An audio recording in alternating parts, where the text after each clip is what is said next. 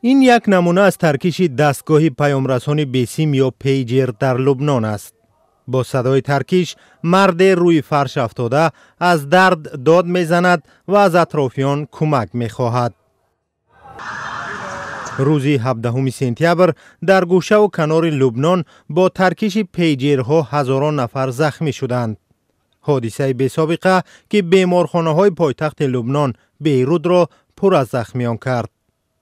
مقامات لبنان گفتند که اکثر زخمیان جنگجویان گروه حزب الله و پزشکانی بودند که برای این گروه کار می‌کردند. پیجر همچون یک وسیله به خطر تماس میان این گروه بوده است. ترکیش پیجرها پس از نصف روزی حدود 1 ساعت دوام کرده است.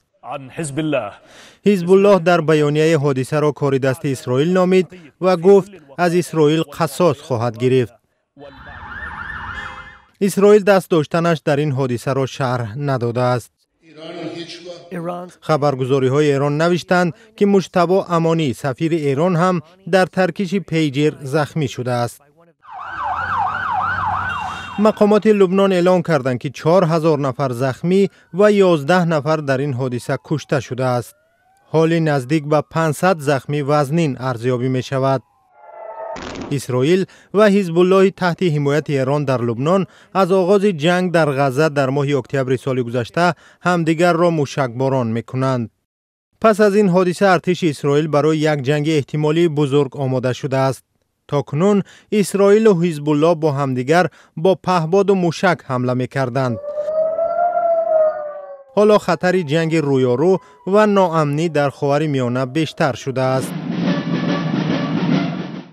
حزب الله یک گروه مسلح در لبنان است که از جانب ایران کمک می گیرد. این گروه دولت اسرائیل را قبول ندارد و 10 ساله هاست در حالت جنگ با این کشور قرار دارد.